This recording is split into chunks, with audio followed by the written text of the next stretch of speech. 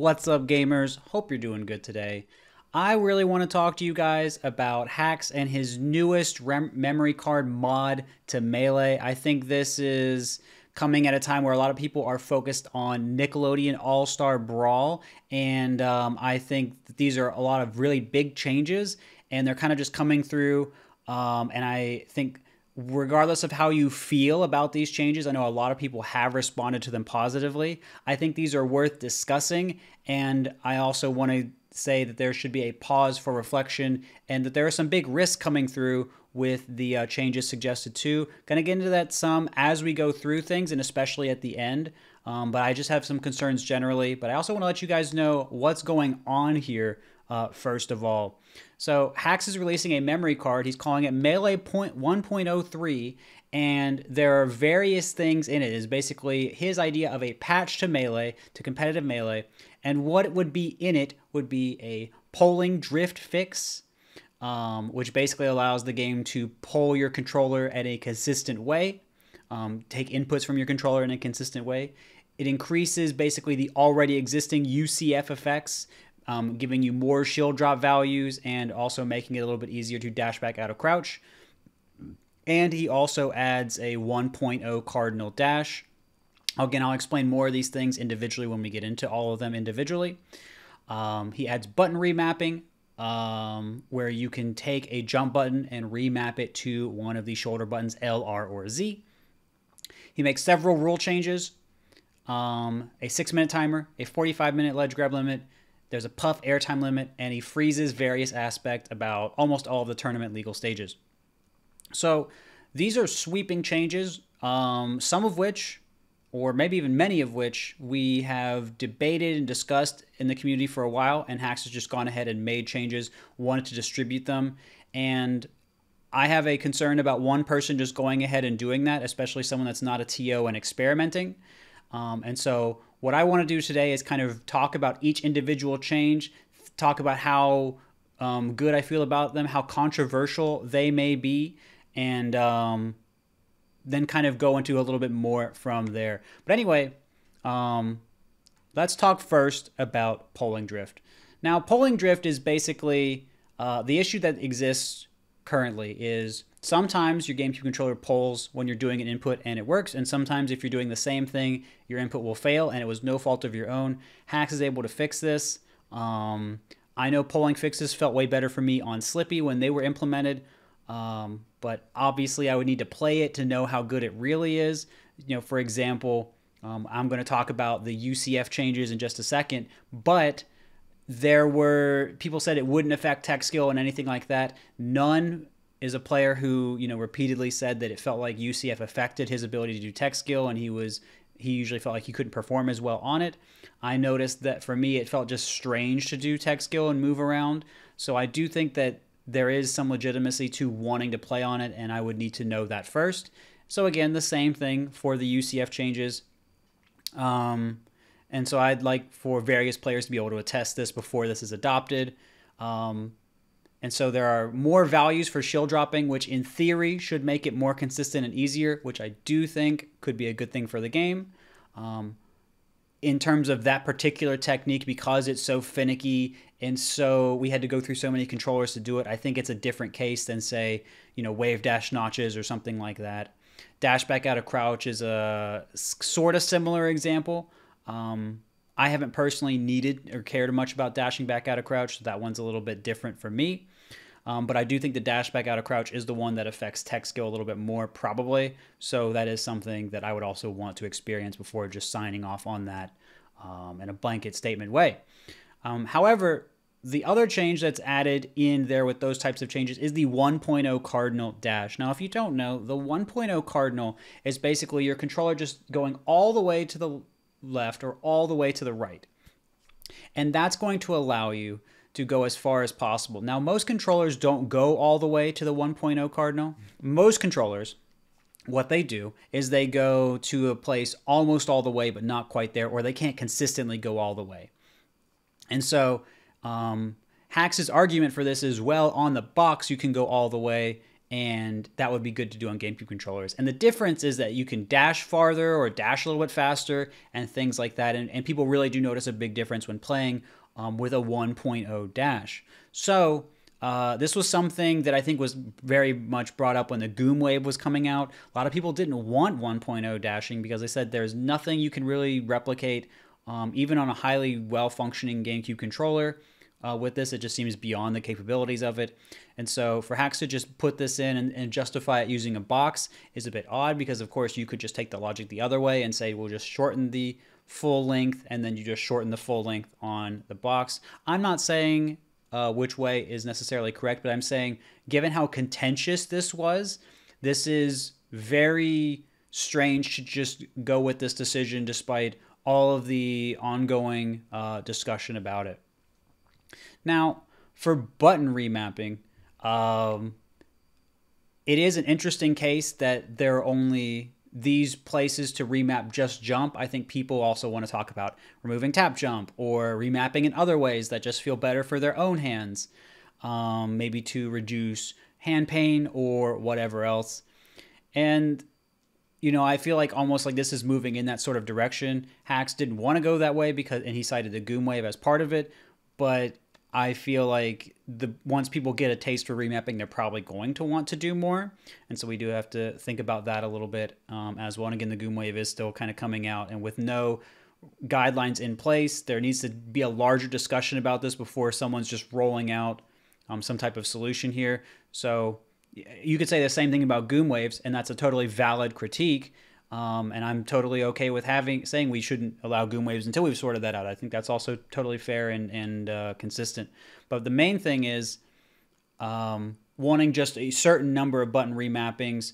I don't know if there isn't a possible exploit that could be found in these ways too. Again, a lot of these things, you know, could be tested by various people and seen if there is an issue. And so I just really like more of that with a lot of these things, because some of these things I haven't heard about, like this particular type of button remapping.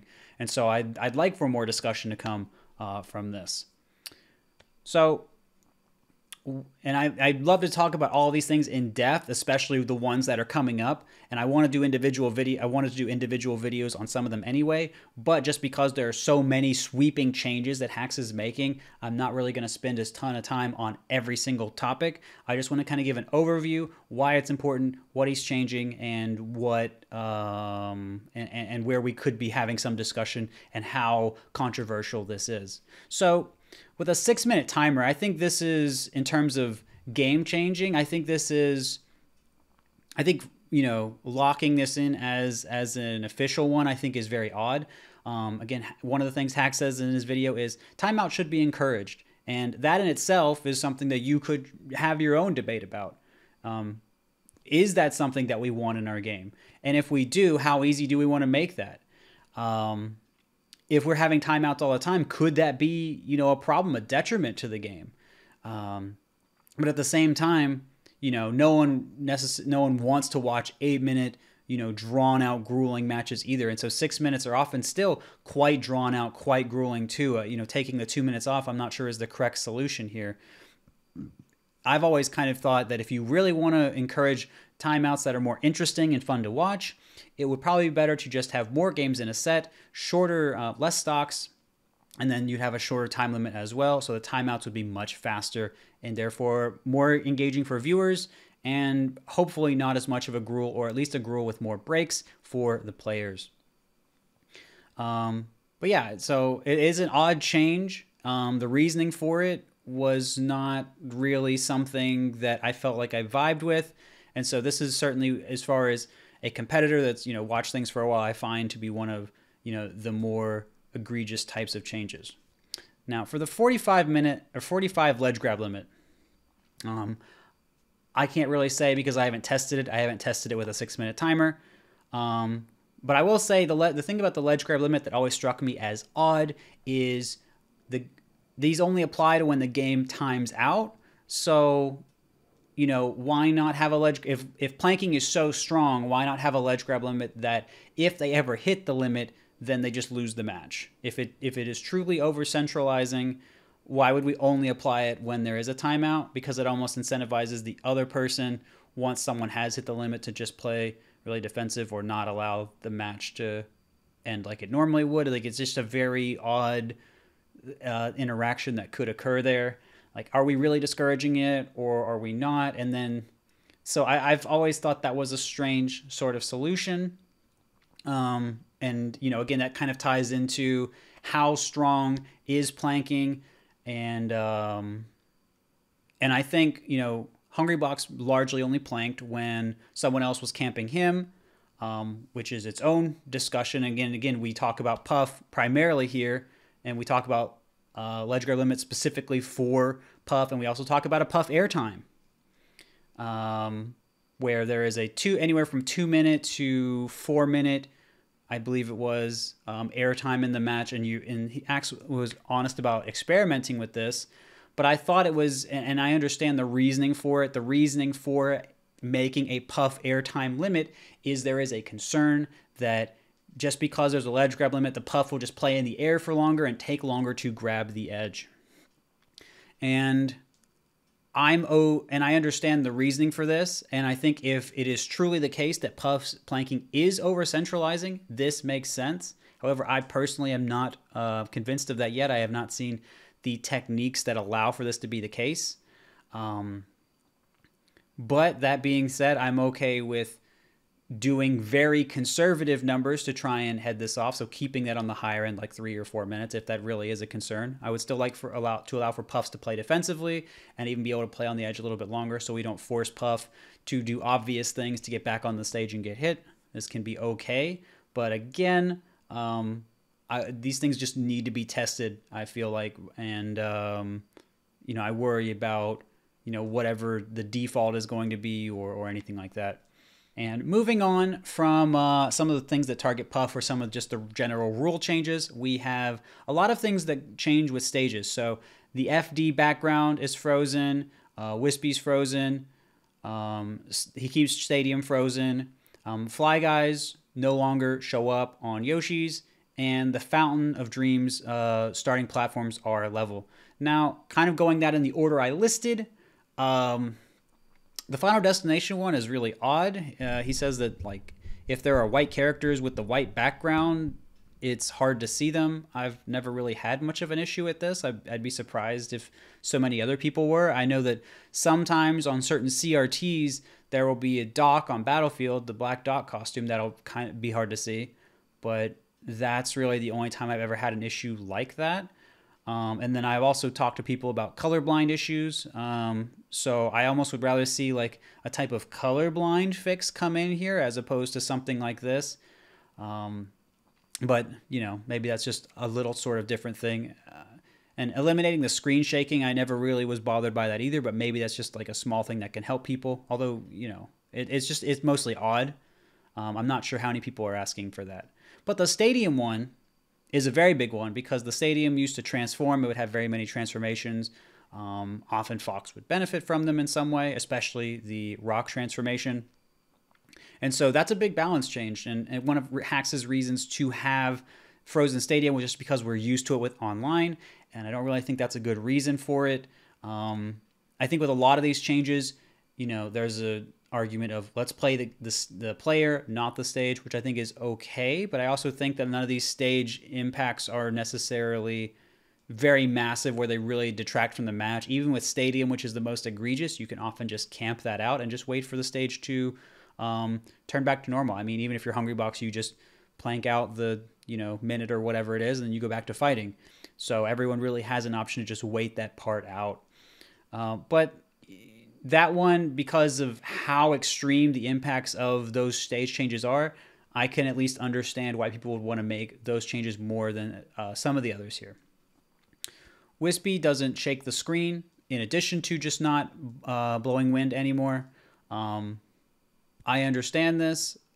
I'm not personally affected by the screen shaking, but the RNG aspect of it, you know, there's at least some control over it. I did a little bit of testing on my own, and it seems like anywhere between 10 and 20 seconds Wispy will blow, so you can get a kind of idea of when it's going to happen, kind of adjust accordingly. And then Wispy also does turn his head or you know, inhale before blowing. And you often are looking at him, but sometimes you're not, and you're not able to see. And so that can be an issue, and you would have to try and find a way to play around that. But to me, that doesn't. It hasn't been an egregious thing that's affected play in the same way that a rock shooting up out of the stage would have, for example. But again, if the community is largely going that way, I think that's okay. But it's not something that I've seen a lot of discussion about, WISPy specifically, what we would really like as a community, and that sort of thing. So if the community at large really wants this and is okay with this, I think that's fine. But, you know, even with this and the fly guys, which are also incredibly RNG, much more RNG than WISPy, I believe, being removed, I think that's okay. Fly guys, again, kind of like WISPy, you can kind of see them coming a lot of the time, but sometimes you can't. And sometimes you can play around the fly guys and even use them to your advantage, which I do think is interesting. But again, if people don't want to use that, I understand. This is not necessarily me saying there's one way that's better than another. It's more me saying I think there's an element of discussion that can be had here. And I think the fountain change is really fair. I think it's a good change. There's not really much argument that can be had about that one in particular. The person who does spawn on the left side that is lower does have an advantage on the person who does spawn on the right side that's higher, unless the person on the right just really would rather be on the platform. Then it doesn't really matter. So, I mean, good point for him there. Can't really argue about that one. Interesting idea. Hadn't thought of it before, but yeah, it's a good point.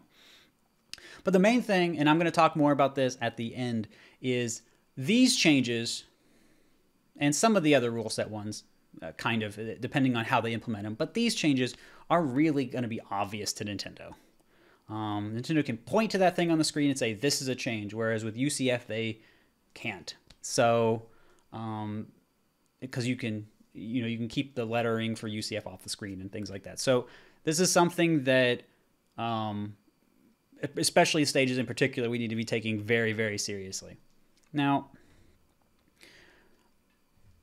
there are a lot of changes here. I think some of them affect your tech skill. Some of them affect just the way we're going to approach the game. And some of them are going to affect the way we interact with stages, our stage philosophy as a community. And, you know, this is coming out from one person who has made these changes without really having dialogue with the community. And this is concerning to me, partly because I have seen Hax make other types of decisions in the past, such as leading the charge to have Brinstar and Mute City removed from the stage list. And certainly in retrospect, I think that was fine. But there was a lot of moving past discussion for that too. And you can look at that and say, okay, well, he was right then, so he's right now. And maybe there are a lot of things in here that are good. Like, for example, I'm very supportive of the Fountain of Dreams change. For example, I think it'd be nice to be able to make the shield drop values easier, in particular, and making the GameCube controller more even with boxes, whether that is adding 1.0 or changing boxes, whichever it is, making polling drift. Or making polling consistent, like the game tests your inputs in the same way. I think all of that would be great, for example. I don't really have something to argue with here. So it's not entirely about whether I agree or disagree. It's more that one person is making these changes and there's not a community-wide experiment, community-wide discussion, and things like that. And maybe you could say, we haven't had, we've tried doing discussion and it hasn't worked out too well. And I think that's because we haven't had a place to discuss like we used to have with Smash boards. So I think rather than saying this is wrong or this is right, it would be good for us to find a way to have people, whether it's top players, TOs, whoever, come together and try to make more permanent solutions and decisions here. Because, right now the TOs that often change things are Blur and Nintendude. And one of them is working on controller stuff anyway. And so this is going to add more confusion to that whole discussion. So I'd like something to come out of this that can be good for the way we organize ourselves as a community. But again, I'm just concerned about the way Hax is often just moving this forward on his own. One person who, feels good about these sorts of things. Where do we go from here, I guess, is my concern. And, again, like I've kind of mentioned, I'd like for TOs to be able to make their decisions too, right? TOs to be able to make their rules. What do the other players think about this? again, at this time, Nickelodeon All-Star Brawl is capturing so much attention. Are people going to want to go back to arguing about, certain things with the stage or whatever? Maybe they're not going to want to. So I think this is a time where hopefully I can bring more attention to such a serious, possibly set up for future scenarios, but at least a serious thing in itself right now. And, finally, again, I talked about Nintendo. I really want to bring this home again. The more we change about the game, especially with software mods, I think I understand why we're going in this way as a community. We really want to improve the game. We really want to make it as good as possible, as fair as possible, even accessible as possible, right? That's why Hax didn't release his own type of Goomwave. He wanted to make it something that everyone could use. I think that's great. The problem, of course, is that we are modding the game. And Nintendo, if they know that we're modding the game, will sue. And if we just don't put that in our major tournaments, then there's going to be a disparity between our major tournaments and our other tournaments. And if we only use this for our online tournaments, then there's going to be a disparity between our online and our offline tournaments. And so TOs have a hard choice to make. Do they implement this stuff, or do they even try to stealthily implement this stuff and hope people will come? Or do they not, because they don't want the lawsuit, and, then people don't want to come? And if they do come and they run the stuff and Nintendo sues them, TOs don't have a lot of money. So TOs are put in a really hard spot the more changes like this we make. So I think that we are at a very pivotal point in our community where we're making certain decisions. And I think that these are important things we need to make as a community. And so, again, my concern is one person largely making the decisions, and also some of these decisions I think are also a bit controversial. Again, especially for example, the 1.0 Cardinal Dash, or the way that we are, approaching, for example, planking. So it is my hope that this video at least starts some discussion, at least gets people aware of a different way to view some of these things, because I've largely seen people happy about this 1.03 that Hax has released. And I hope that whether you agree or not with me, that some good discussion can come from this, that people can be made more aware, and we can work on these things as a community, because that's something that I think is really important and something we've struggled to do for a while. So it's very, very important to me that we try to find a way to make our decisions through discussion and in a way that works best for everyone. So I hope that Hax understands this, receives the message well if it does get to him. But otherwise, thank you guys so much for watching, and look forward to seeing where we go from here. Thank you guys.